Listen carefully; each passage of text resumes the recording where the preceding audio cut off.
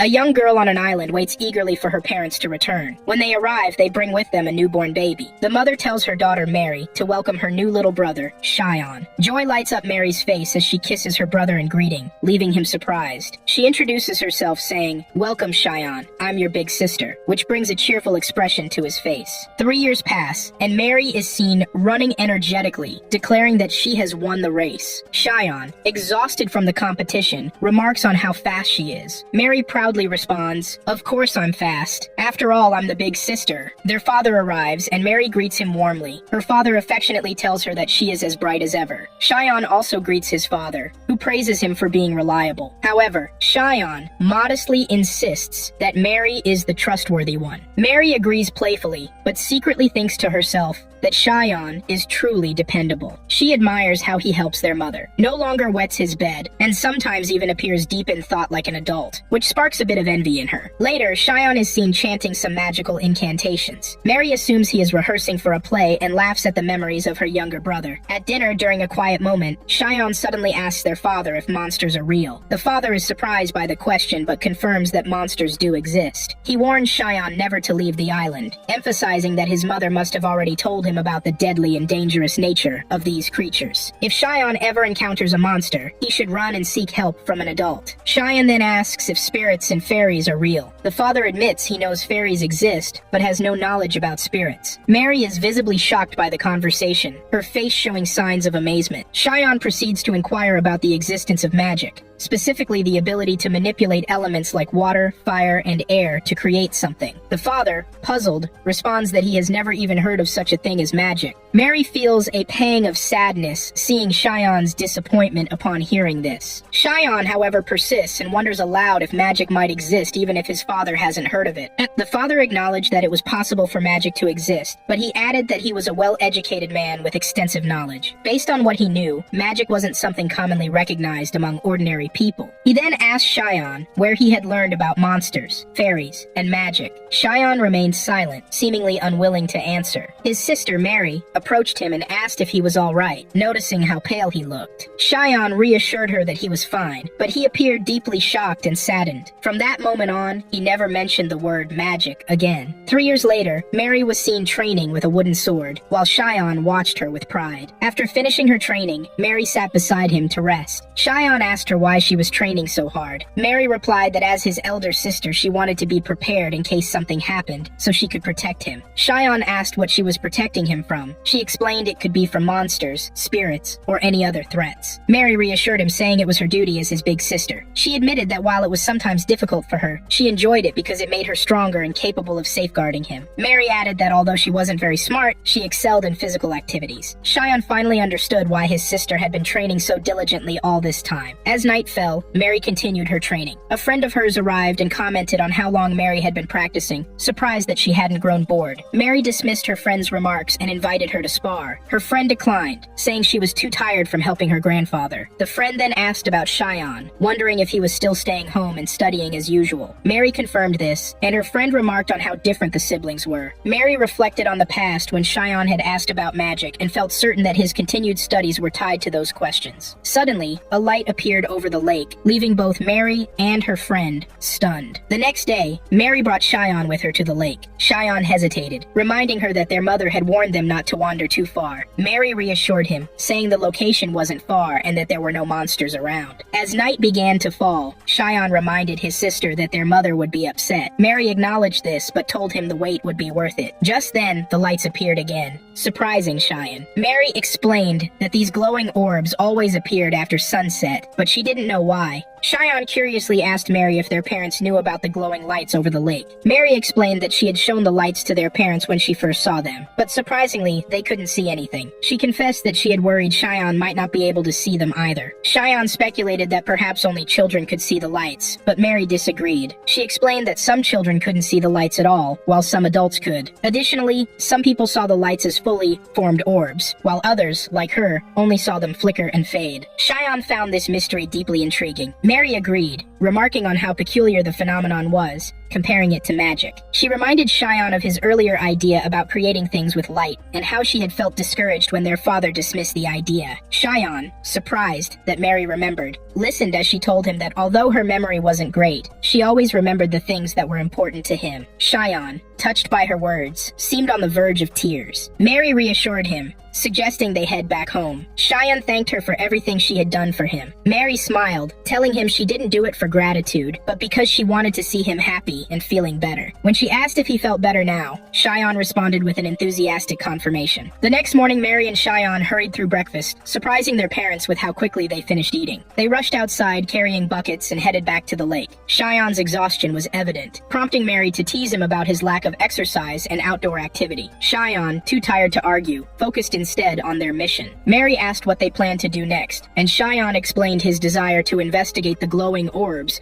further to uncover their origin. Mary suggested they might simply come from the lake itself, but Cheyenne countered that the lights could also be emanating from something inside the lake. He insisted they needed to dig deeper to uncover the truth. Mary admitted she didn't fully understand, but expressed her trust in Cheyenne's instincts, eager to help him unravel the mystery. Mary, curious about their next step, asked Cheyenne what they needed to do. Cheyenne laid out his plan. They had 3 buckets. The first would be filled with water, rocks, and sand. The second with water and plants, and the third with water and fish. Mary, though not entirely understanding his reasoning, agreed to follow his instructions. Working together, they quickly filled the first 2 buckets. Catching fish for the third, however, proved more challenging. While trying to net a fish, Cheyenne suddenly laughed, catching Mary's attention. When she asked why, Cheyenne shared his joy at having her by his side and thanked her for helping him. Mary reassured him, reminding him that as his older sister, it was her responsibility to assist him. She added with a playful tone that she had free time, so she insisted on joining him, and admitted her curiosity. If magic did exist, she wanted to see it for herself. Cheyenne promised that if he ever discovered magic was real, she would be the first to know. Finally, Mary managed to catch a fish, and they carefully placed it into the bucket. As they observed the fish swimming inside, Mary's friend Rose appeared. Spotting Cheyenne, Rose asked if he was Mary's younger brother. Mary confirmed it, introducing Cheyenne to Rose. Cheyenne greeted her politely, and Rose introduced herself with pride. Mary, rolling her eyes at Rose's demeanor, told Cheyenne not to pay attention to her boasting, dismissing her as just an ordinary girl. Offended, Rose objected to Mary's bluntness and asked what they were doing. Mary explained they were fishing, but Rose pressed further, curious why they had chosen this particular lake. Mary replied that Cheyenne knew the reason. When Rose asked if it was because of the glowing orbs, Cheyenne confirmed her suspicion. Rose admitted that she too often visited the lake, drawn by a fascination with the glowing lights. When Cheyenne asked if she had any information about them, Rose confessed that she simply enjoyed watching the orbs and didn't know much about their origin. As the sun began to set, the glowing orbs reappeared over the lake, but they didn't emerge from the buckets they had prepared. Cheyenne theorized that the lights must be coming from something else in the water. Rose commented on how challenging it would be to uncover everything living in the lake, but Cheyenne, determined to investigate further, decided to dive in. Mary joined him, eager to help. In the water, Cheyenne managed to catch one of the glowing orbs, marveling at how warm it felt in his hands. Mary followed his lead,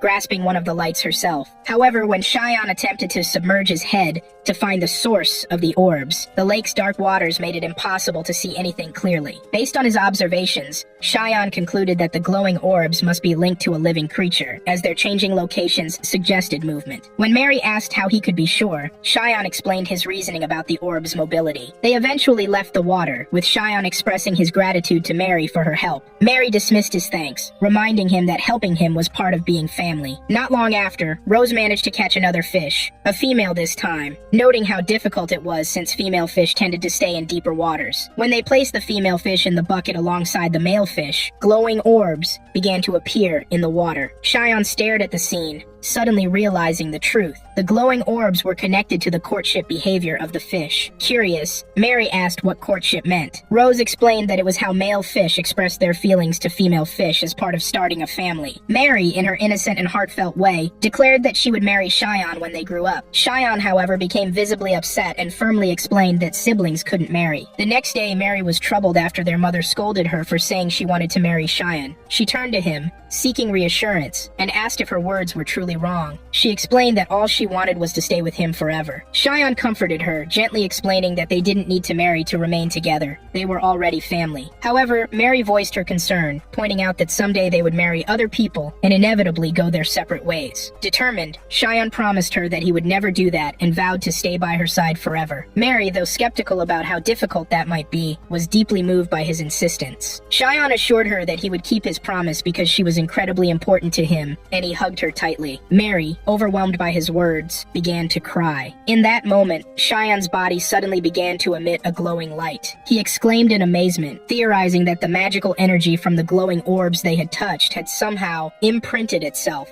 on him. He explained that the intense bond and his heartfelt declaration of never leaving her were so powerful that they triggered this magical reaction. Embarrassed and unable to process the overwhelming situation, Mary ran off in a flustered state. As Shion reflected on the extraordinary event, he came to a profound conclusion. Magic didn't yet exist in their world because no one had discovered the means to create it. Fueled by determination, Shion vowed that in this world, where he had been reborn, he would be the one to create magic and bring it to life.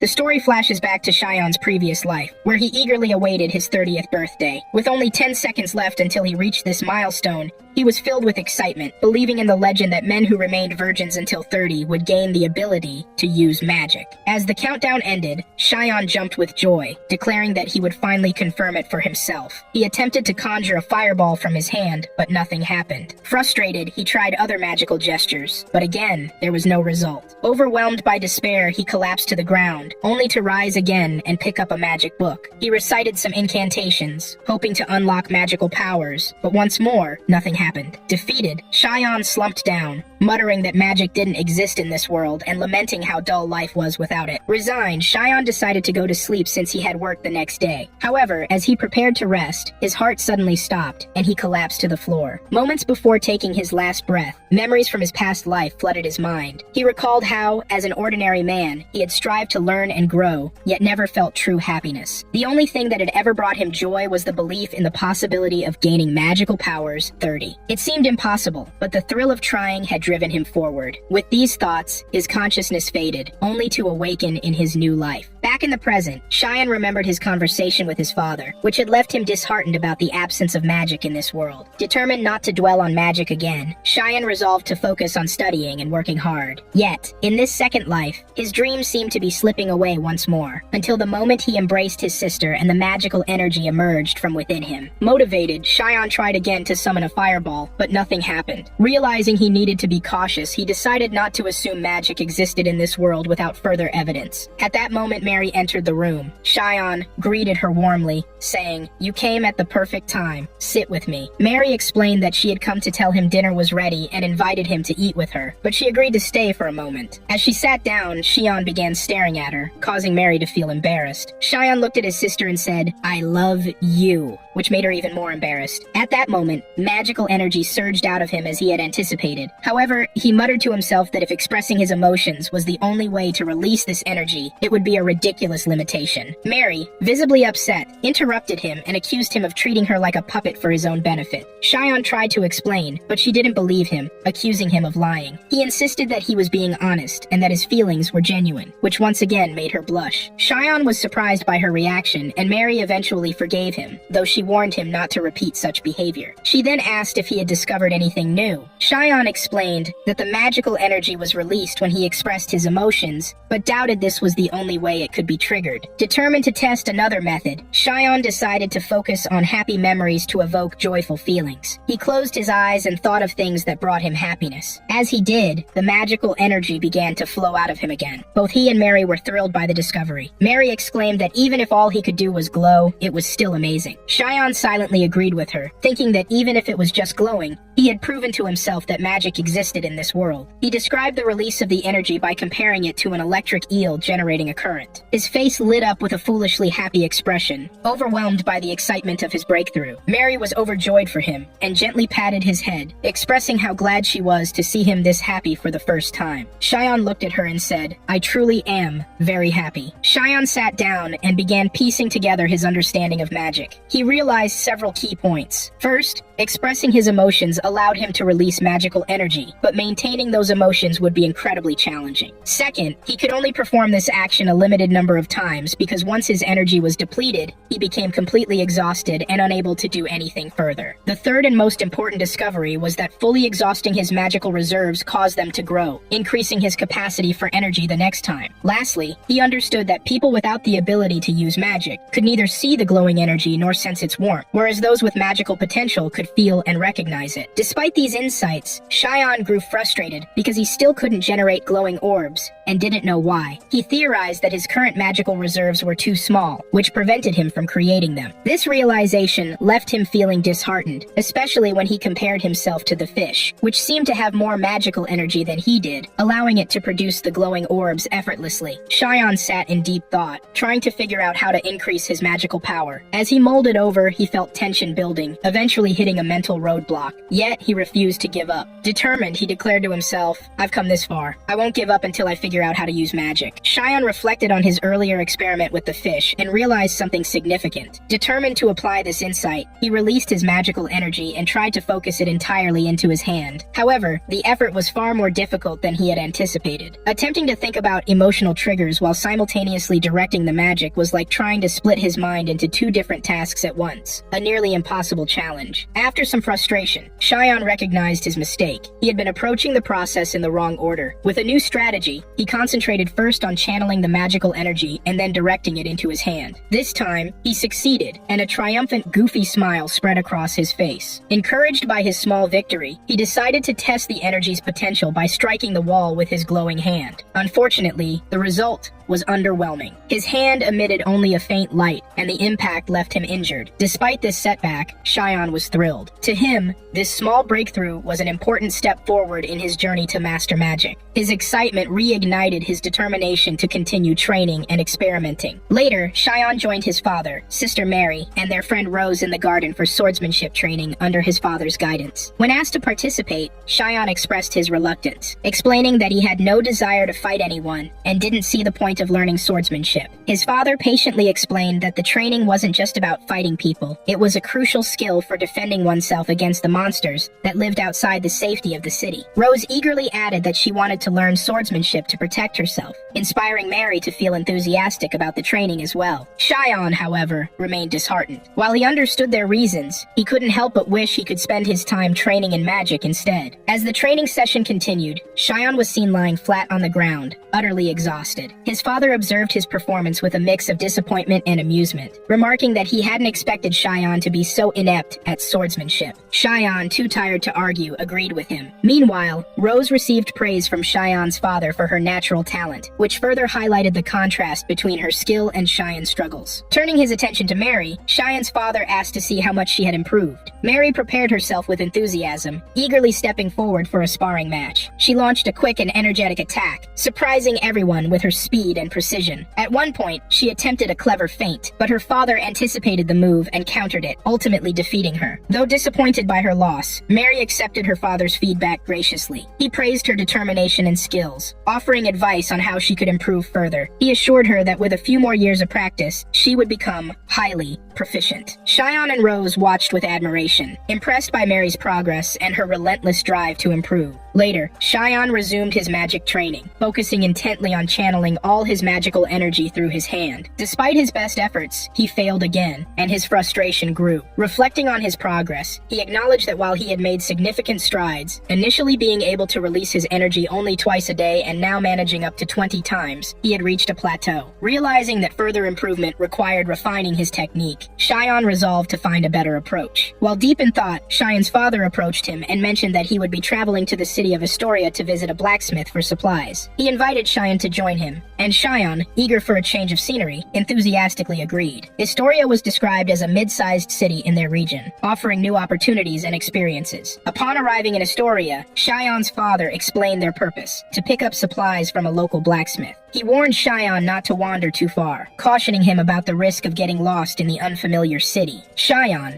excited by the bustling streets and vibrant atmosphere, felt a twinge of disappointment. excitement. He had hoped the trip would lead to opportunities to explore magical knowledge, but for now, he focused on accompanying his father and assisting with their errands. As they moved through the city, they began purchasing the necessary items. As their father spoke with a vendor, Cheyenne and Mary waited outside. Mary suddenly let out a strange laugh, catching Cheyenne off guard. When he asked her about it, Mary brushed it off with a shrug, claiming she always laughed like that. Cheyenne, still puzzled, decided not to press further. Shortly after, their father returned and announced it was time to visit the blacksmith. At the blacksmith shop, they were warmly greeted by the blacksmith, an old friend of Cheyenne's father. The blacksmith immediately guessed the purpose of their visit, noting that Cheyenne's father must be there to collect his order. When this was confirmed, the blacksmith proudly revealed that he had crafted a high-quality sword specifically for Mary. Stunned by the revelation, Mary stared at the blacksmith in disbelief. Introducing himself to Cheyenne and Mary, the blacksmith was impressed by their politeness. Jokingly, he remarked to their father, "These kids are so well-mannered, I doubt they're really yours." Cheyenne's father laughed and pretended to threaten him, causing the blacksmith to chuckle as he dodged and went to retrieve Mary's sword. When the blacksmith returned, he handed the sword to Mary, explaining that he had designed it to be shorter and lighter, ensuring it was perfectly suited for her. Mary's eyes lit up with awe and excitement as she admired the weapon, marveling at its craftsmanship. Her joy was evident, but as they prepared to leave,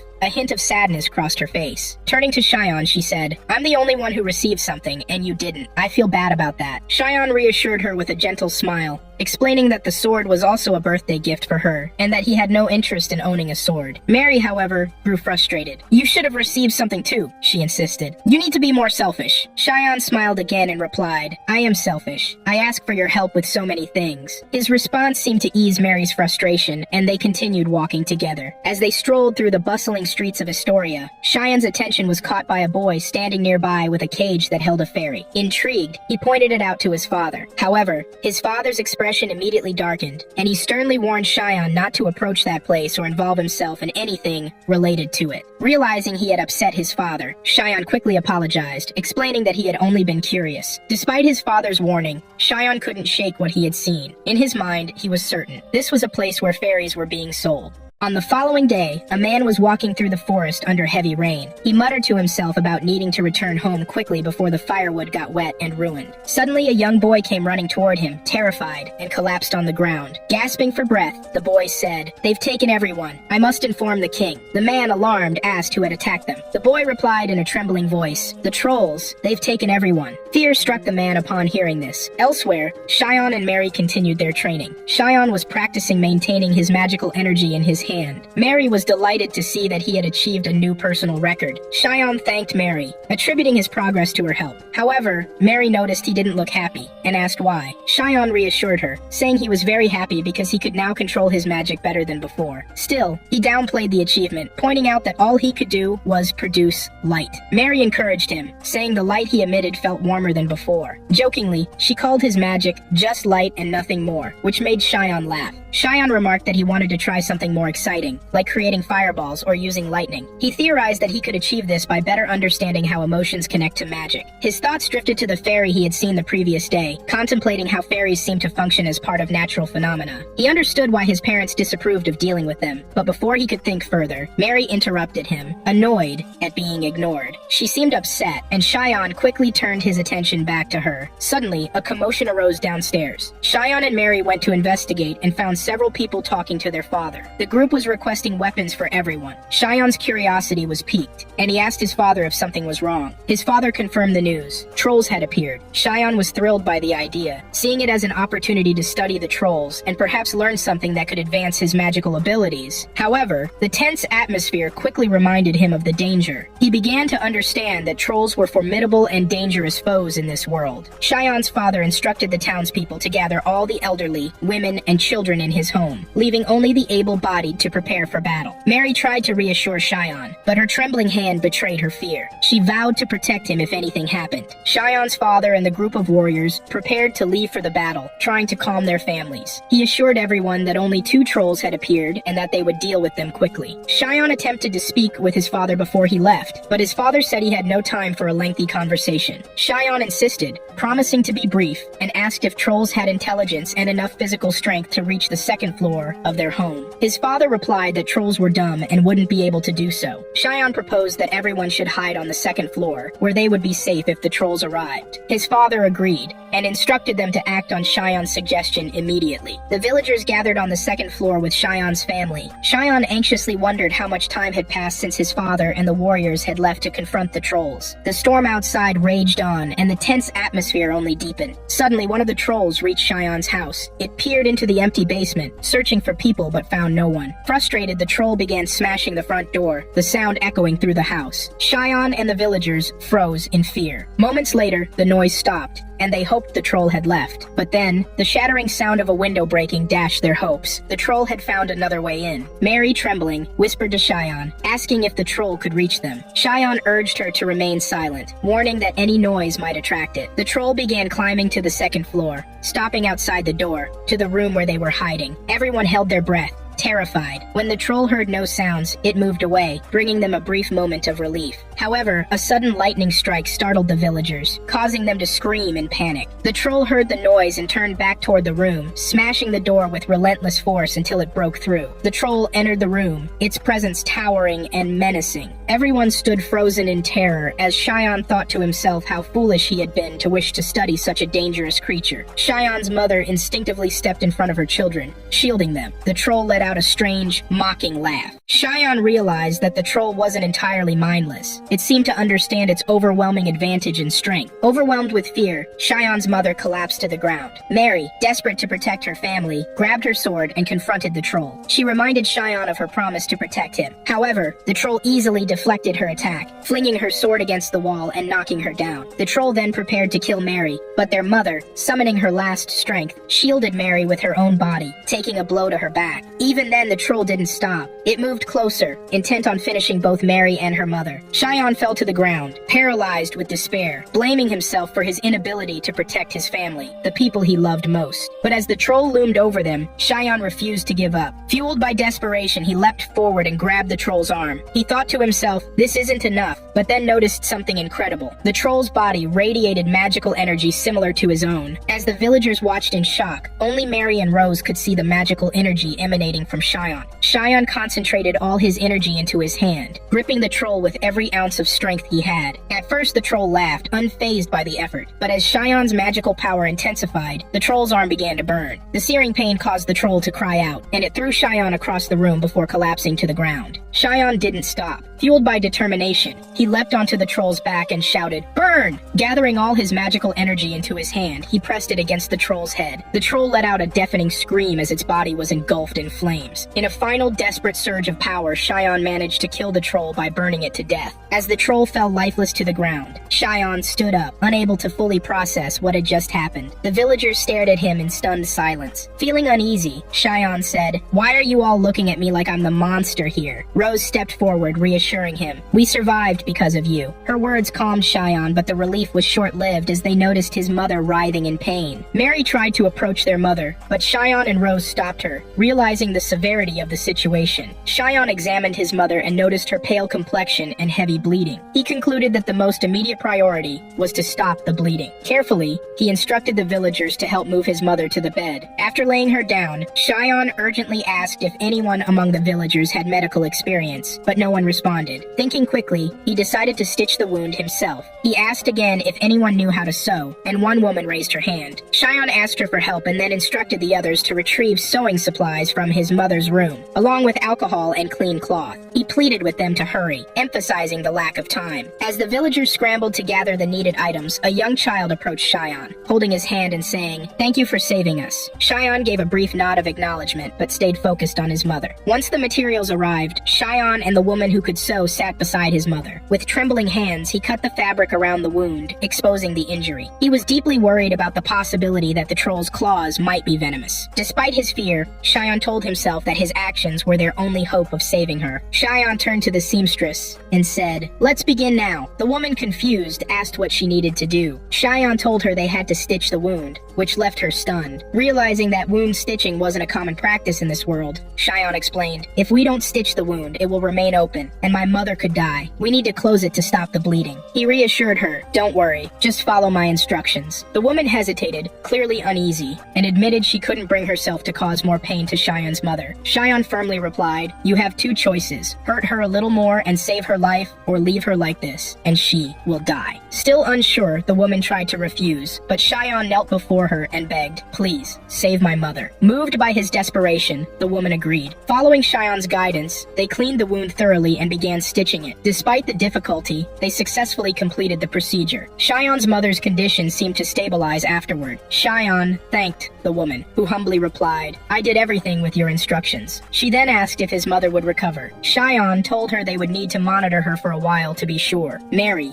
deeply affected by everything, embraced Cheyenne tightly. At that moment, their father and the warriors returned to the village. They had successfully defeated the trolls, but discovered more troll tracks, indicating a larger group nearby. Some villagers had sustained injuries during the fight, but fortunately, no one else had died. After ensuring the village's safety, the group returned home. The next day, a doctor visited and examined Cheyenne's mother. He confirmed that her injuries were severe, but had not reached her bones or vital organs. He praised the stitching work, saying it was done exceptionally well, and asked who had such medical knowledge. Cheyenne's father hesitated, but ultimately claimed that someone in the village must have helped. Later, Cheyenne's mother regained consciousness and thanked the doctor. After the doctor left, Mary approached her mother, apologizing for what had happened and blaming herself for the events. Her mother held Mary's hand gently and reassured her, "It wasn't your fault. You were brave and tried to protect everyone. You should be proud of yourself." Cheyenne's father, who had been observing silently, finally spoke to Cheyenne. With a mix of curiosity and amazement, he said, "The villagers told me everything. How did you manage to do all of this? Where did you learn about medicine?" Cheyenne thought carefully, realizing he couldn't reveal the full truth to his father. Instead, he replied, "I don't know how it happened or where this knowledge came from." His father, still curious, asked, "And how did you manage to defeat the troll? What about the burn marks on its body?" Cheyenne remained silent, unsure of how to respond. His father then asked directly, "Was it magic?" Cheyenne was shocked and asked, "How did you figure that out?" His father explained, "You're far more rational than most kids your age, Cheyenne. Once you spoke about something unusual, magic. It made me wonder." Cheyenne hesitated before saying, "If I tell you the truth, will you believe me?" His father replied, "I don't know, but I want to believe my children." At that moment, Mary interjected, excitedly saying, "Cheyenne is amazing, father. He's been researching magic." This revelation stunned their father, who exclaimed, "Researching? You're behaving like an adult. Don't tell anyone about this, Cheyenne. If you do, you could be in danger." Cheyenne asked, "Are you saying that people who are different face persecution?" His father confirmed this and urged him to stop his research into magic, insisting that magic seemed far too dangerous. Cheyenne was taken aback by his father's words, feeling conflicted and disheartened. Mary came to Cheyenne's defense, saying, "You don't understand how much effort Cheyenne has put into this. Besides, the villagers and I are all safe because of what he did." Their father acknowledged this, but maintained his stance. "I know what he did saved lives," he said, "but I can't let him continue pursuing something that might be dangerous." Mary argued passionately, "You don't even know if magic is dangerous or not." Their father, growing frustrated, replied sharply, "If it's dangerous, we'll only find out when it's too late. A power capable of killing trolls. How could it not be dangerous?" Cheyenne thought about the immense effort he had put into his research and declared, "I will continue studying magic." His father, growing angry, asked, "Why don't you understand what I'm saying?" Cheyenne replied calmly, "I do understand you, father. I understand your concerns and feelings, but if I stop my research, I will be miserable. To you, this power may seem dangerous, but to me, it represents my dreams." His father tried to reason with him, saying, "You're still young. When you grow older, your perspective will change." Cheyenne firmly responded, "That will never happen." His conviction left his father momentarily speechless. Cheyenne continued, "If what I'm doing is dangerous and harmful to you, then you can disown me." Mary, saddened by the conversation, listened quietly. Cheyenne's father then asked, "Do you truly want to pursue this research so much?" Cheyenne answered without hesitation, "Yes." His father pressed further, "Even if everyone rejects you and no one wants you around?" Cheyenne stood firm, saying, "Yes, I will continue." After a long pause, his father finally relented. "All right then, continue your research, but from now on, you must provide me with regular reports on your discoveries. If I ever find you doing something dangerous, I will stop you immediately." Cheyenne, surprised, asked, "Is that all? Are you really going to let me do what I want?" His father sighed and replied, "What else can I do if my son is so determined?" "Go ahead, Cheyenne." Moved by his father's words, Cheyenne began to cry. His father placed a hand on his shoulder and said, "Hold your head high. You found your dream and decided to pursue it. So no matter what happens, keep chasing it. And I will support you because that's my duty as a father." Mary, overjoyed by the resolution, exclaimed, "This is amazing, Cheyenne. Congratulations." After that, we see Xian's father lighting the firewood and asking Xian's brother, "Is this enough?" To which he replies, "Yes, this is perfect." His sister is surprised and asks him, "What are you doing?" Xian tells her that he wants to try something using magic. Then, Xian gathers magical energy in his hand, approaches the fire, and the fire turns blue and gathers in his hand. This prompts his father to pour water on him to save him, saying, "What you're doing is very dangerous." Mary goes to check on her brother, but he tells her, "Don't worry, I'm fine. I learned something from what happened that magical energy merges with natural energy. As you saw, when I merged magical energy with the fire, it turned blue and was influenced by my energy. This means that magical energy affects all phenomena." His father responds, "I don't see the magic you're talking about, but I saw what happened, and I have no choice but to believe you." Mary feels jealous and says, "It seems like you two understand each other now, but I don't understand anything." Xian tries to comfort her, saying, "There are many other things you're good at, and I discovered magical energy thanks to you." Mary is happy to hear this. Afterward, Xian imagines himself launching a fireball and starts laughing foolishly. Xian's father is puzzled, but Mary explains that Xian becomes like this whenever he discovers something new about magic. Xian then begins repeatedly experimenting to discover new things, with his father helping and standing by to extinguish him if needed. Xian's father is very supportive and assists him with everything he needs. Xian keeps trying until he gets tired, and his father suggests, "Let's take a break." Then Xian's father goes to get him a warm drink to help him recover. Xian thanks him and starts drying himself off. Then Rose appears and asks him, "Is this another magic experiment?" He replies, "Yes," and explains the situation to her, which surprises her. He tells her that he will show her later, because his father forbids him from using magic unless he's present. Rose is surprised that Xian told his father, but he explains that his father is very supportive and more interested in the matter than he is. Rose comments, "Your father is extremely supportive." Xian then thanks Rose for what she did for him that day. She asks, "What do you mean?" He replies, "The day I killed the ghoul, you treated me kindly, and it made me very happy and comforted me." Rose responds, "I should be the one thanking you. We're safe now because of you." She then asks about Mary, who seems to be training harder. Rose remarks, "I think it's because of what happened 2 days ago she feels responsible." Xian replies, "I know, but I think she'll be fine and get through it." Rose tells him, "You need to always support her. She's counting on you." Mary, meanwhile, is remembering what happened and is deeply affected, which drives her to train even harder. Xian begins explaining the things he discovered about magical energy. First, the more magical energy gathered, the larger the flame. Second, they experimented with other heat sources, and if the heat was high, his hand would also ignite with flames. Third, if he touched fire while his body was charged with normal magical energy, his hand would ignite with regular flames, not blue ones. Fourth, if his hands were covered with something, he could still gather flames through it without being affected. He then says that the energy he currently possesses is dangerous and has no practical use yet. His father tells him, "This is an interesting experiment, but it seems controlling the fire element will be very difficult." Xian responds, "I can control it if I manage to gather the magical energy a little away from my hand." Mary then tells him, "I was able to do that," which shocks Xian. Mary adds that Rose can also do it. When Xian sees this, he tells them, "You two are geniuses." Xian tries to gather magical energy away from his hand, with Mary and Rose helping and guiding him. Eventually, Xian succeeds in figuring it out, gathering magical energy and releasing it from his hand. He is very happy, but his father still can't see anything. Later, Xian goes outside to try something with a lighter in his hand. His father asks, "Don't you need to light the fire?" Xian replies, "No," and gathers magical energy in his hand, channeling it through the lighter to launch a fireball. This excites everyone. Xian thinks to himself, "This is still experimental, but the magic I dreamed of in my previous life has now become a reality." Xian laughs foolishly at discovering something new, and everyone congratulates him on his achievement. Xian then says he named this energy the flame, and mentions that, for now, he can't use it for attacks. We then see Xian harvesting crops with his father, saying, "It's been a month since the last ghoul attack." Later we see Xian training, looking exhausted, and saying he wants to train more to increase his energy, because every time he uses the new spell, it drains his energy quickly. Xian then notices his sister Mary training hard, with her hands showing signs of blisters from intense training. Their father tells her, "That's enough, you need to rest." But she replies, "You're the one who told me, Dad, that more training will make me stronger." He responds, "Even if that's true, there are limits you shouldn't exceed." Xian also tells her she needs to stop and rest, but she ignores him and continues training, prompting Xian to yell at her. This upsets her, and she leaves. Xian's father tells him, "Don't worry, she's just feeling a bit stressed and responsible. She'll be fine." Xian looks very sad for his sister.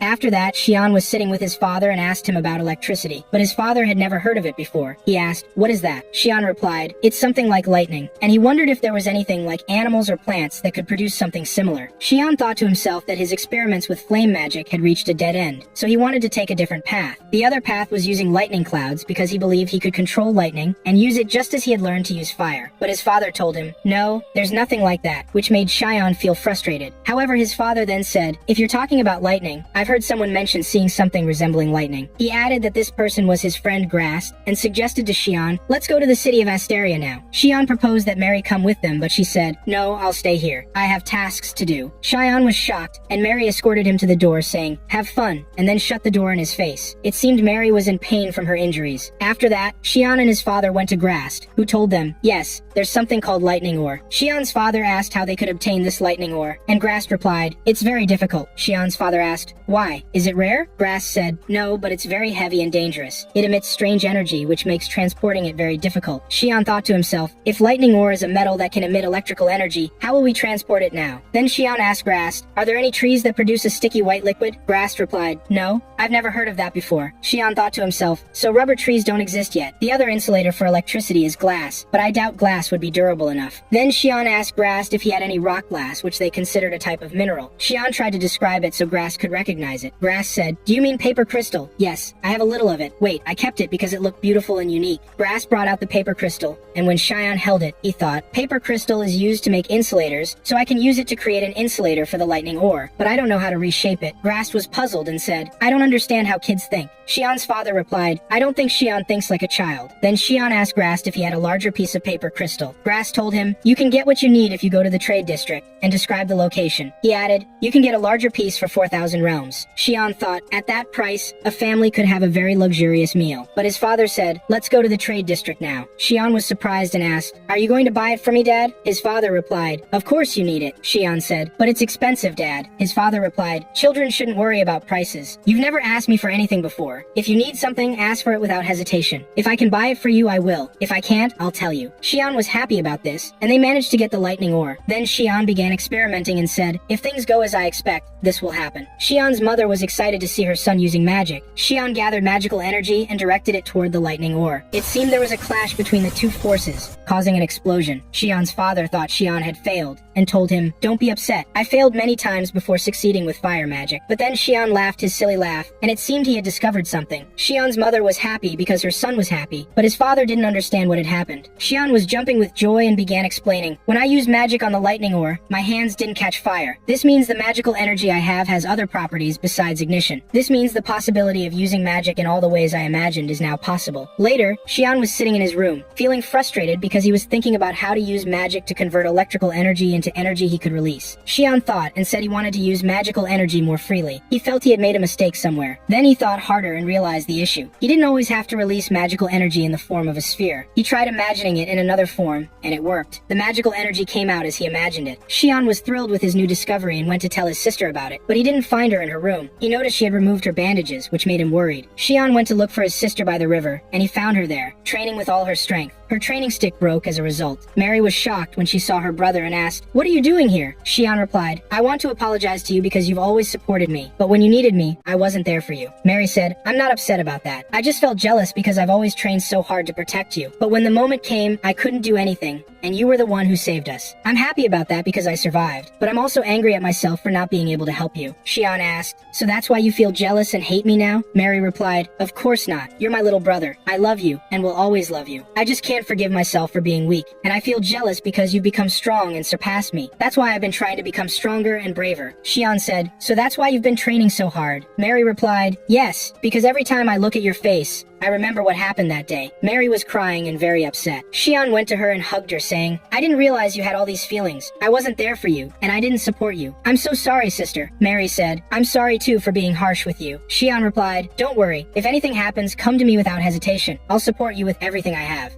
Rose stood nearby, puzzled by how closely Mary was clinging to her brother. Xian reflected that this had been the case ever since they had poured out their hearts to each other. From that day on, Mary seemed unable to keep her distance from him. Eventually, Xian turned to her and gently said, Mary, I need you to step back a little. Why? She asked, her expression falling. I need space to test my magic, he explained. Mary, feeling a bit hurt, asked, Am I holding you back? Xian quickly reassured her, No, but it will be a bit easier if you step aside. Reluctantly, Mary moved away, though it was clear she wasn't happy about it. With the space he needed, Xian began his experiment. He discovered he could extend his magical energy in any shape he desired. However, he quickly realized that this didn't mean his magical power had increased. In fact, when the energy expanded, it became thinner and less dense, losing its ability to interact with external factors. Considering this, Xian decided to condense the energy instead, making it smaller and more concentrated. When he tried this new method, he used a spark to ignite the condensed energy and was able to release a strong burst of magic. Both his father and Mary were astonished by the sudden surge of power. Xian admitted this outcome had exceeded his expectations. He named the spell Flare and recognized it as a significant enhancement in his magical abilities. Encouraged by his success, Xian attempted to interact with a lightning stone, but the result was disappointing. The magical energy he produced was too weak to react with the stone, leaving him frustrated. Despite the setback, Xian was pleased that he had gained the ability to release magical energy and manipulate its density and shape. Determined to push further, Xian gathered a large amount of magical energy and directed it toward the lightning stone. When the energy hit, a sudden explosion erupted, throwing Xian to the ground. Mary and Rose rushed to his side, worried, but Xian reassured them, saying he was fine. Mary, still shaken, remarked, "I thought the lightning would shoot in the other direction, but it bounced back toward you." Xian explained, "It's not surprising that the lightning was drawn to the source of energy." Internally, Xian felt he was on the brink of discovering something new, though he couldn't quite grasp it yet. He sensed that magic held limitless potential, but his understanding was still incomplete. He recognized that he lacked the innovation and creativity needed to push his abilities further. Reflecting on everything, Xian thought, maybe things have gone so smoothly up until now that I started to believe in the illusion that this world brought me here to create magic. Just then, Xian's father arrived, accompanied by his friend, Grast. They sat down at the table, but Xian noticed that Grast seemed unusually worried and somber. Xian's father turned to him and asked, "Do you remember how you extracted the lightning ore?" "Yes," Xian replied. His father nodded and pointed at Grast, saying, "Well, this fool here used your method to harvest lightning ore that was supposed to be impossible to extract." Grast had used the method he learned from Xian to extract the lightning ore and decided to turn it into a profitable business. Feeling guilty, Grast apologized to Xian, saying, "I wanted to make a fortune by smuggling the lightning ore without consulting you, even though it was your idea." Xian, however, replied calmly, "I don't think there's a problem with that." Grast was surprised by Xian's response and said, "But I used your idea for my own benefit without your permission." Xian reassured him, "That doesn't matter to me." At that point, Xian's father interjected, "But that's not the only problem." He explained that when they visited Grast's warehouse, they found that the lightning stones were discharging high amounts of energy uncontrollably, making them impossible to store. Grast added, "The stones ended up this way because they aren't suitable for energy discharge or lighting. Some people bought them at first, but soon after, no one wanted them. Now, things are as you see." Xian's father was clearly frustrated and unsure of what to do next. Grast turned to Xian, pleading, "Can you find a way for me to sell these stones? Also, can you solve the energy discharge problem? The people who bought the lightning stones are starting to complain about sparks and small explosions. If I don't fix this in 3 days, I'll have to refund everyone, and I'll go bankrupt. I won't be able to continue my business or even afford this warehouse." Grast added with hope, "You're a genius, Xian. You always find solutions." Xian's father looked sorrowful for his friend, while Xian remained silent for a moment. Grast began to lose hope, thinking Xian wouldn't respond, but then Xian said, "All right, I'll find a solution." Grast was overjoyed, but Xian cautioned, "I'm not certain yet, so don't set your expectations too high." Xian then approached the lightning stones and asked Grast, "Why did you arrange them like this?" Grast explained, "Because if I bring them closer together, this happens." As he moved 2 stones near each other, a sudden discharge occurred between them. Xian observed carefully and thought, "So, that's how it works."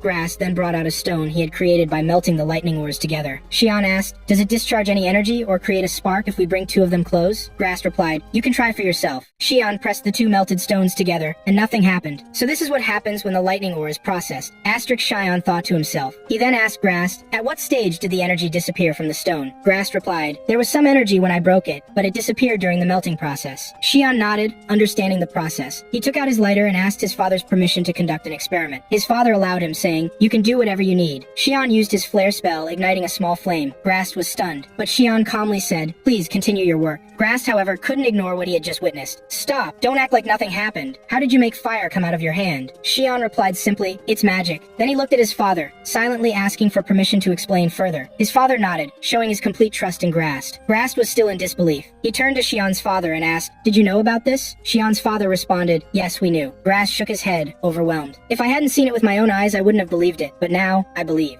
Grast turned to Xian and asked, "Do you think the result will change if we use your fire to melt the lightning stone?" Xian replied, "I'm not sure, but let's find out." Grast agreed, warning that the process could take about an hour, and suggested they take a walk outside while he worked. However, Xian insisted on staying, eager to see the outcome. The others decided to stay with him as well. After an hour, Grast finished reshaping the lightning stone, and they began the experiment. When Grast brought 2 of the newly forged stones close to each other, A spark ignited between them. Xian was thrilled the magical fire had made a difference. Everyone congratulated him on the success, and Xian decided to name the new stones Iron Lightning. He predicted these stones would become a highly sought-after product. They immediately began producing Iron Lightning panels and worked non-stop for 3 days without sleep. In the end, they successfully manufactured all the products they needed, including lightning lamps and magical lighters. Xian's father was incredibly proud and congratulated him on his achievements. Even Mary praised him, and Xian quietly admitted to himself that he had worried she might feel jealous again, but she didn't. Grass thanked Xian, saying, "You're truly special. I don't know how you come up with these ideas." Grass seemed about to say something more, but Xian's father quickly interrupted him. Grass apologized, and Xian sensed there was something hidden in Grass' words, wondering what he had meant to say. As Grass bid farewell to Xian and his family, he told Xian, "If you ever need anything, don't hesitate to ask. I'll help you with everything I have." "Curious," Mary asked. "What do you mean by that?"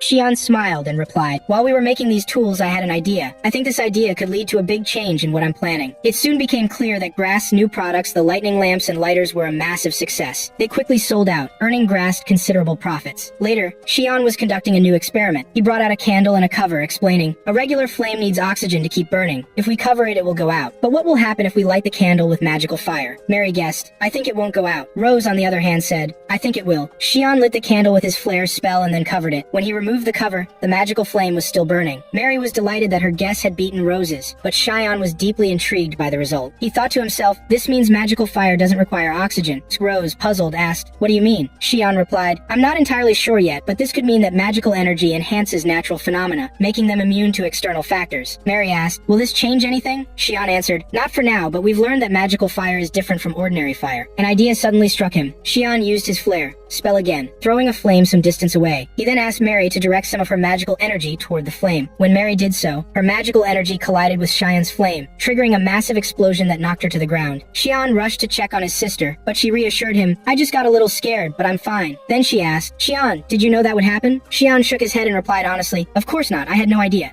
Xian reflected on the explosion and admitted, "I only expected the flame to intensify, nothing more." Mary, still puzzled, asked, "Then why did that happen?" "The magical energy I released was so small." Xian thought deeply and realized she was right. Her magical energy was minimal, yet when it touched the flare flame, it caused a massive explosion. Determined to understand, Xian began analyzing everything that had happened. After careful consideration, he discovered something new. He rushed to conduct another experiment, this time using a lightning stone. He directed his magical energy toward it, but this time no explosion occurred. Overjoyed, he exclaimed, "So that's how it works." Rose, confused, asked, "But weren't you the one who said this was magic?" Xian nodded. "Yes, it is. Magic, but it's not just magical energy. It's air interacting with the magical energy. When I tried to activate lightning magic, I noticed signs of wind resistance. And when I covered the flare flame, it wasn't affected by the lack of oxygen. This means that magical energy behaves like air, and when it interacts with physical substances, it amplifies their properties." Realizing this breakthrough, Xian burst into his trademark goofy laughter. "This could lead to significant progress in my research." Both Rose and Mary were thrilled for him, sharing in his excitement. Later, Xian embarked on a new experiment. He explained that Mr. Grass had completed a special request for him 2 gloves made from leather and paper crystal. Wearing the gloves, Xian began a series of tests. He successfully produced fire, resulting in a massive explosion that left everyone stunned. He then experimented with lightning, releasing a powerful, concentrated lightning beam. Standing proudly, Xian declared, "I did it. I finally succeeded." He felt as though his research had reached a new milestone. Xian's father stood nearby, utterly astonished by his son's achievements. Mary rushed to him, congratulating him excitedly. "That was the most incredible thing I've ever seen in my life." Overcome with emotion, Xian began to cry, unable to believe what he had accomplished. Mary and Rose rushed to comfort him, while his father, mother, and Grass watched with pride, deeply moved by Xian's progress. That night, while the house was quiet, Xian overheard his father, mother, and Grass having a private conversation. Curious, he quietly approached to listen. Grass was saying, "Xian's magic is amazing. It could become a valuable asset, something truly remarkable." Xian's father responded, "Xian is wise. He won't reveal his abilities to just anyone." His mother added, "He's very smart, but he's still just a child." Xian's father sighed and said, "What's happening is beyond my control. Xian is clever and sharp, and I won't be able to stop what he's doing. We were entrusted with him." Xian's heart stopped. "Entrusted with me? It seems Xian is adopted." Xian was stunned. Could it be true? Am I not related to this family by blood? The realization shook him to his core.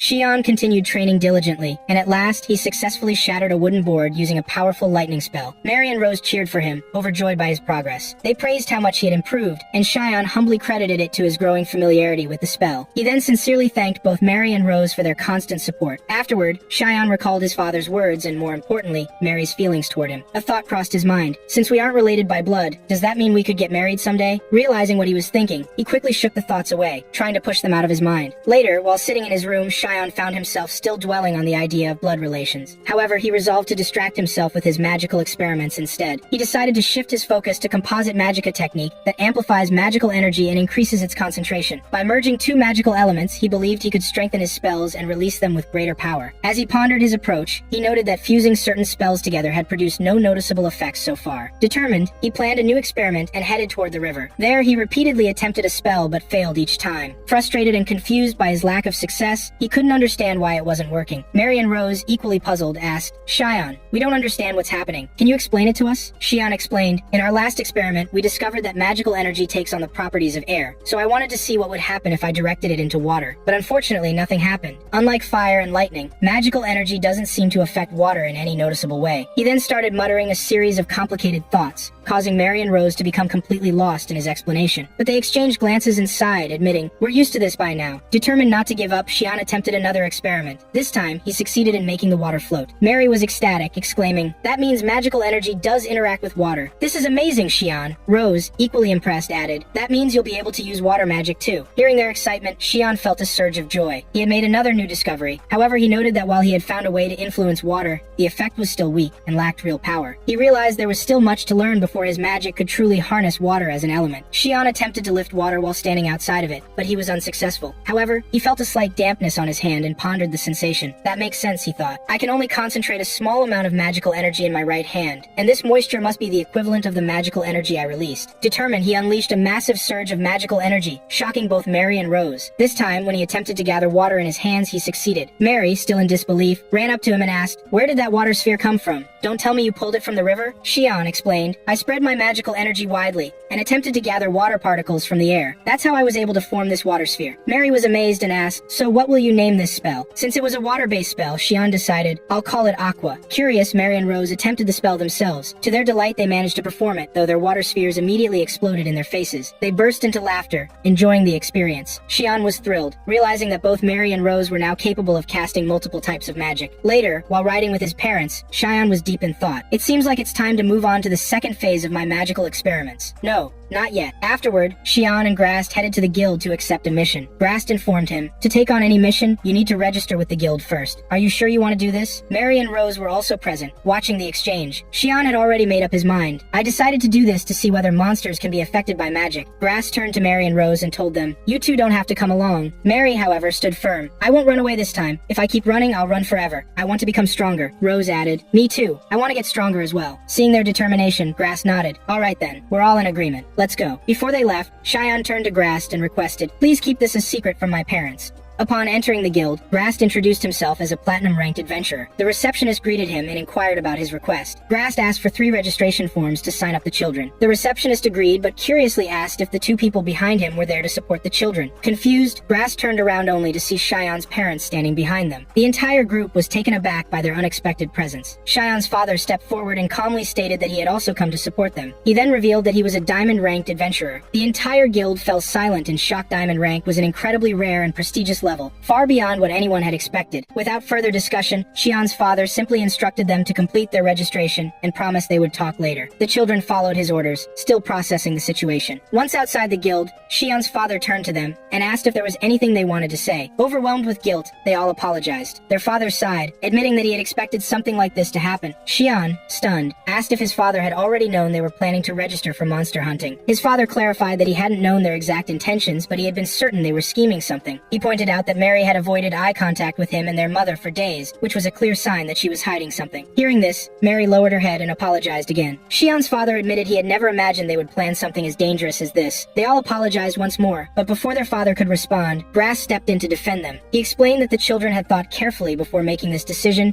and urged Shion's father not to be too harsh on them. However, Shion's father simply gave him a pointed look and reminded him that he was the last person who should be speaking in their defense. Turning back to the group, Shion's father demanded that they explain their plans. Once he had listened to their reasoning, he acknowledged that they hadn't come to the guild for a reckless adventure, but had a clear goal in mind. He admitted that the one thing he respected about their decision was that they had chosen to come with someone responsible. Even if he hadn't arrived, he believed Grast would have ensured their safety. However, he reminded them that the world was unpredictable, and no one could guarantee complete safety. With a firm firm yet understanding tone, he told them that if they ever planned to do something this dangerous again, they needed to inform him first. Having strong adventurers by their side would be beneficial. Shion hesitated before asking if this meant his father would be joining them. His father confirmed that he would accompany them, much to their joy. Shortly after, the group set out on their mission. When they encountered a group of 4 monsters, Shion's father stood alone to face them. As soon as the creatures attacked, he eliminated them with astonishing speed, effortlessly cutting them down before anyone could react. Grast, watching in awe, couldn't help but comment on how monstrous his strength was, as expected. Shion's father casually replied that he believed they would be safe now. Shion stood frozen in shock. He had always known his father was strong, but seeing him in action was beyond anything he had imagined. A feeling of helplessness crept in. Was there even a point to their presence when someone as powerful as his father was there? Sensing Shion's thoughts, his father reassured him that more monsters would come and that next time, they would have their chance to fight. As if on cue, another wave of creatures appeared. Shion's father quickly assessed the new group and determined that they were not as strong as goblins, making them ideal opponents for the children's first real battle. Mary, visibly nervous, hesitated as the creatures prepared to attack. Shion's father stepped in, organizing their formation and explaining that these monsters had no long-range attacks. Hearing this, Shion immediately realized that their magic would be highly effective in the fight. Shion launched his attack, unleashing a powerful spell that eliminated several monsters at once. However, just as he was about to celebrate, another creature lunged at him from behind, ready to strike. At the last moment, Mary intervened, saving him from the fatal blow. Meanwhile, Rose held her ground, fighting skillfully and proving her combat abilities. Regrouping, Shion, Mary, and Rose launched another coordinated attack, fighting with renewed determination. Together, they managed to take down the remaining creatures, believing they had secured victory. However, just as relief washed over them, another monster emerged from the shadows, catching them off guard. Reacting quickly, Shion eliminated the creature in the nick of time, ensuring their safety. They exchanged words of gratitude, recognizing how much they had supported one another during the battle. Mary, still catching her breath, turned to Shion and expressed how much more confident she felt fighting by his side. With him there, she finally believed in her own strength. Meanwhile, Shion reflected inwardly, realizing that blood ties didn't define their relationship. No matter what, Mary would always be his big sister, the only one in the world. Their father then approached, commending them on their performance. He praised their movements, acknowledging their teamwork and execution. Without hesitation, he announced that they would now proceed to a second battle, emphasizing that there was no better opportunity to gain real combat experience. Having already spotted signs of more monsters nearby, he urged them forward. Shion was stunned by his father's relentless pace, but he had no time to process his surprise. They soon engaged in another fierce battle, giving their all to defeat the monsters. Despite their victory, exhaustion quickly set in. Mary, completely drained, admitted that she couldn't fight any longer. Their father once again praised their efforts, while Grast jokingly commented that he barely felt like he had done anything at all. Shion admitted that keeping up with their father in combat was proving to be an incredibly difficult challenge. Mary, though exhausted, pointed out that they had gained valuable experience from the battles. She recognized that they were far better in combat than they had initially believed. Shion agreed, acknowledging that their understanding of fighting had greatly improved. Rose added that they had learned many things they hadn't known before. Recognizing their exhaustion, Shion's father declared that he and Grast would handle gathering the spoils from the fallen monsters while the rest of them took a break. As they rested, Shion's gaze drifted toward a dark cave nearby. Intrigued, he decided to explore it, and Mary and Rose, though hesitant, followed him. Once inside, a wave of unease washed over them. The cave was shrouded in darkness, and an unsettling atmosphere filled the air. Mary and Rose voiced their concerns, feeling that entering was a mistake. The surroundings were ominous, and danger seemed to lurk in every corner. However, as they moved deeper inside, Shion noticed a faint light ahead. Curious, they cautiously approached and discovered something unexpected: a fairy trapped inside a cage. As Shion stepped closer to free her, the fairy panicked and attempted to flee. Confused by her fear, Mary and Rose questioned what he planned to do. Without hesitation, Shion declared that they would set her free. Both Mary and Rose agreed with his decision. With careful precision, Shion unlocked the cage. The fairy hesitated for a moment, appearing shocked, as if she couldn't believe she was truly free. Then, without warning, she shot out of the cage and took flight. They all watched in awe, marveling at the sight of a fairy flying freely. None of them had ever seen such a creature in motion before. As the fairy disappeared into the distance, they bid her farewell, hoping she would return safely to her home. Feeling a sense of accomplishment, they made their way back to their camp. However, upon arrival, they were met with an unusual sight. Shion's father appeared nervous, as if he was anticipating something dreadful. As he turned to leave, trying to slip away unnoticed, Shion's mother appeared, blocking his path. She firmly requested a private conversation with him, and moments later, the sounds of his shouting filled the air. Shortly after, Shion's mother returned, her demeanor calm but firm. When she asked what had happened, both Shion and Mary stiffened in fear, bracing themselves for what was to come. Once they sat down to talk, their mother revealed that she had known about their monster hunting mission all along. Their father had already told her before they had left. Confused, Shion asked why she had reacted so strongly if she had known from the start. She explained that it was rare for her to see them return home with their father, covered in wounds from battle. She knew their father well. When he focused on something, he became blind to everything else around him. She was certain that he had used the opportunity to fight as many monsters as possible, all while allowing them to take unnecessary risks. She clarified that she wasn't angry about their desire to grow stronger. To her, as long as they weren't harming or deceiving others, they were free to pursue their own path. paths. However, as their mother, she had one request: to always take care of one another. Shion and Mary, deeply moved by her words, apologized for worrying her. Understanding their sincerity, she simply instructed them to wash up before eating, putting the matter to rest.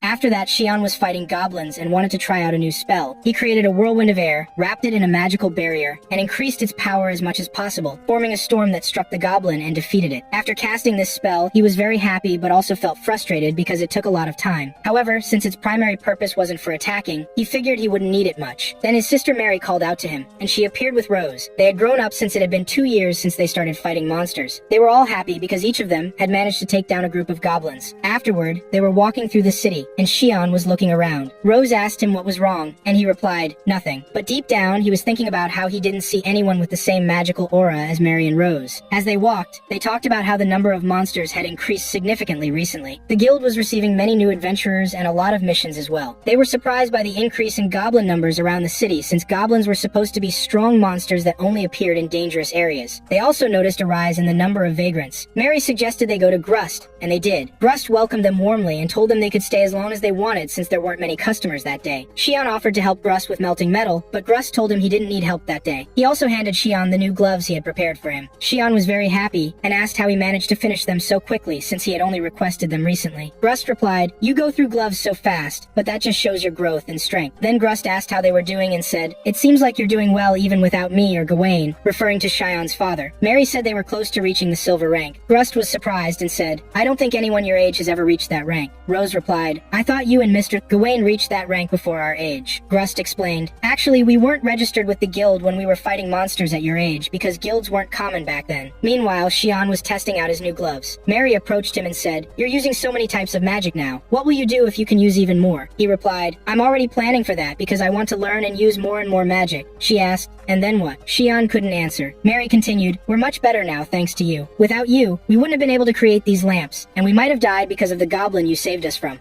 I don't think anyone else could have done what you did. Shion was moved by her words. Mary added, don't get me wrong. I want you to do whatever you want, but I just want to point out that the magic you've discovered is incredible. I feel like we can use this magic for things other than fighting. Shion was surprised by her statement. Mary told him that their father had mentioned how this magical power affects everything and has both good and bad sides. But I feel like there are more good things we can do with it, she said. Later, Shion was training with his father, and their battle was intense. When Shion's father was about to win, Shion jumped over him and used an earth spell that caused his father to sink into the ground, securing Shion's victory. His father, surprised, said, I never imagined you'd do something like this. What was that spell? Shion explained, it's my new spell. I sent air into the ground, which increased the air pressure and created this hole. Then Shion added, but moving while activating magical attacks is exhausting. I need to work on my physical abilities more. His father replied, that's nothing for a beginner like you. You've improved a lot, even surprising yourself with this attack. Shion said, really? But this attack doesn't always go the way I want. In future experiments, I want to use air for flying. His father laughed and said, like a bird? Those are big dreams. Mary then appeared and said, sorry to interrupt, but I want to train with Dad too. She started training with her father, and their battle was also intense. Shion observed and noted how much Mary had improved, becoming very fast with her sword. However, Mary was too reckless, and her father managed to defeat her, causing her to fall to the ground in frustration. She said, I can't win. Shion always wins. Her father reassured her, don't rush. You're doing great, and I'm sure you'll beat me one day. Mary smiled and said, thank you, Dad, before going back to train again. Shion then asked his father about Mary. His father said, she's doing great. For her age, she has the skills of a high-level swordsman, comparable to adults. She also has incredible physical strength. Even though she's a young girl, she's exceptional. Shion, shocked, asked, could this be because of her magical energy? His father replied, it's possible, but it's nothing to worry about. Mary will be fine. Later, Shion and Mary met Rose, who apologized for asking for their help. She explained that they were short on workers. Mary said, friends are supposed to help each other. Shion asked, what do you need help with? Rose replied, I need you to get rid of pests like these worms. They helped her,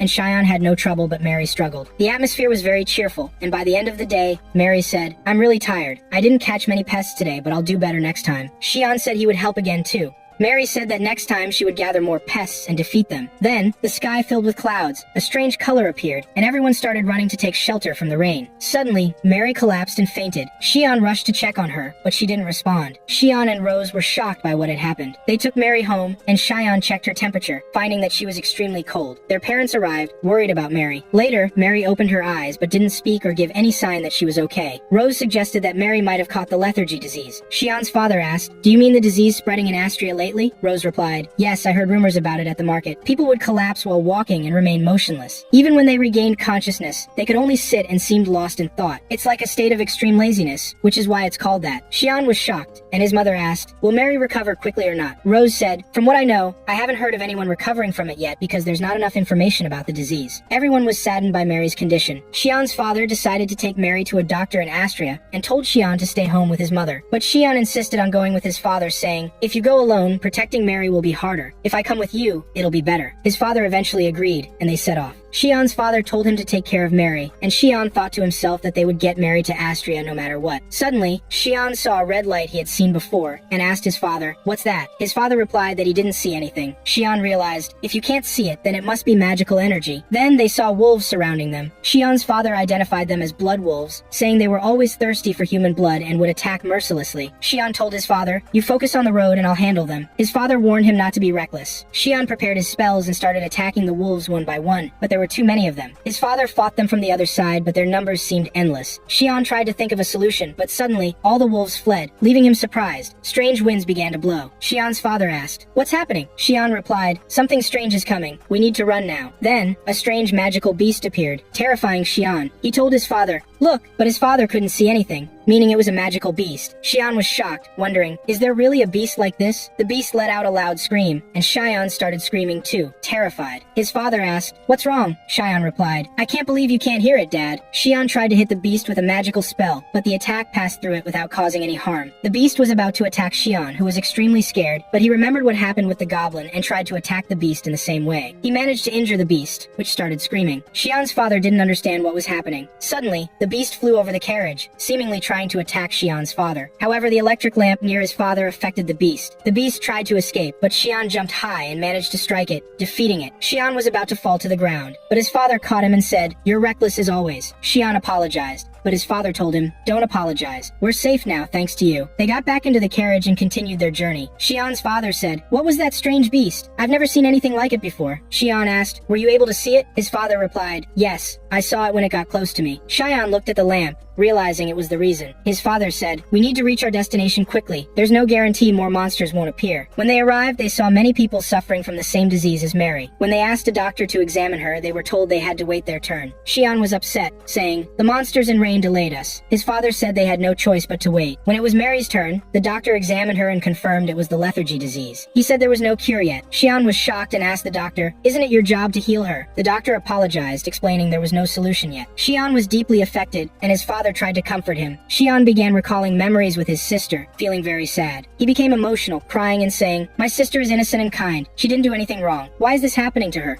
The next day, they decided to leave Mary in Astria until they could find a cure for her. They placed her in a location that turned out to be owned by Grast. He was going to use it as a warehouse, but he would now leave it to them due to this emergency. Xian's parents thanked him. Grast was sad and said, I don't know why a good girl like Mary got this disease, but his words affected Mary's parents, and they were saddened, which made him apologize to them. Then he told them to use the place as they wished. Xian's father apologized profusely to Grast, and as Grast was leaving, he told him to make this the last apology and stop. Xian's father thanked him, and he left. After that, Rose also came to check on Mary, who was motionless. Xian sat beside his sister to reassure her. Then his father came to him and said, there's someone I want you to see. Xian asked, is this person a doctor? His father said, number. Xian said, then I won't go. His father asked, do you remember the monster you fought 4 days ago? Xian asked, has it been 4 days? His father said, yes, and many scattered incidents have occurred, and many people have died because of an invisible monster. It seems to be the same monster you killed, Xian. Now there are no guarantees that this won't happen again, and we were the only ones able to deal with this monster. Rather, you, Xian, are the one who has the ability to deal with this monster. Xian said, what's that to me? His father said, you have to understand me. The number of victims will increase, and many people will be harmed. Xian said, I will stay by my sister's side forever, because she is the one who matters to me. His father got angry and said, so you don't care if anyone else is killed? You are the only person who can help people and reduce the number of victims. Xian said, I don't care about that either. His father said, if the monster attacked our village and killed the people in it, would you say you don't care too? Xian got angry and said, yes, what's that to me? Why do I always have to do this and help people? All I want want is to stay by my sister's side until I find a way to help her." Then he said to his father, "Aren't you worried about Mary? Don't you care about her?" His father got angry and said, "Of course. I care about her and worry about her. She's my daughter, and I'll do anything to save her, even if it means I'll die. But there's nothing I can do now, and the only thing I can do is ask for your help to save people, because you're the only one who can do this." Cheyenne was affected by his father's words and remembered his sister's words when she told him that magic could do many other things. She also said that there are things that no one but Cheyenne can do. So when the time comes, Cheyenne must help people. Then his father said, "Mary always thought of people and didn't think of herself. She even always trained and exerted herself so she could protect me if anything happened. It seems that this is her nature. She always thinks of how to help people, and I'm sure that if she were with us now, she would tell me that I should help people and save them because I'm the only one who can do this." Then he turned to his father and said, "I will help you, father, with what you need." His father thanked him and said, "I'm sorry for asking this of you and burdening you with responsibility." Cheyenne said, "I'm the one who should thank you, father, for letting me come to terms with things." After that, Cheyenne felt something strange. He felt like he would lose his sister, and he also felt that her magical energy was no longer present. He rushed down and asked his mother to take care of his sister and left the place. Then he went somewhere and said to himself, "As I expected." After that, his father was with him in the place of the injured, and his father asked him, "Did you find out anything?" Cheyenne said, "Yes, all the injured don't have any magical energy, which means it was drained from them. I've been walking around the city a lot, and I haven't seen many people with magical energy. So I think that all the people who had a basis for magical energy are all those who have been afflicted with the lethargy disease. I don't think it happened by chance, and so far, no one has found a solution or cure for this disease, so I have to find out for myself." His father said, "So it's as I expected. It's all related to the monster we saw and related to magic." Then he continued, "I told you before that there's someone I want you to see. Let's go now." They actually reached the royal palace and met the Duke, whose sharp gaze terrified Cheyenne. Cheyenne's father apologized to the Duke and said, "I'll get straight to the point," and spoke to him about the events taking place in the city. The Duke collapsed and began to writhe on the ground. "Why does misfortune haunt me? And why did all this happen immediately after I took over this city?" Cheyenne was shocked by what he saw and by the Duke's reaction, but it seemed that Cheyenne's father was used to this and showed no reaction. The Duke was still writhing on the ground, saying that he wanted to resign from his position. Cheyenne's father tried to calm him down, but to no avail. After that, the Duke calmed down and sat on the chair and began to talk about the electric lamps that the guild wanted to monopolize because they were the means to confront the monsters. But the Duke and his men were able to collect and use them. Cheyenne's father said to him, "Well done, you are still able to do these things." The Duke said, "Praise will not help at this time." He began to talk to Cheyenne and said, "Your father told me everything, and that magic, the lethargy disease, is related to this monster. So I was thinking of gathering everyone who has a magical basis to be by your side so we can eliminate this monster." Cheyenne said, "I think this will be difficult and unhelpful," which shocked the Duke, and he said, "Why?" Cheyenne said, "Learning magic and magical spells is difficult and takes a lot of time. Secondly, almost everyone who has magical energy has been afflicted with the lethargy disease." The Duke said, "The research on this disease is going very slowly, so I want to ask you, do you have any ideas, Cheyenne?" Cheyenne said, "Yes, I do." The Duke asked, "What is your idea?" Cheyenne said, "I need to conduct tests on living creatures," which made the Duke astonished. Cheyenne said, "The people who had magical energy needed some time to recover and regain their magical energy, but those who were afflicted with the lethargy disease had their magical energy completely drained, and it seems that something is preventing it from returning.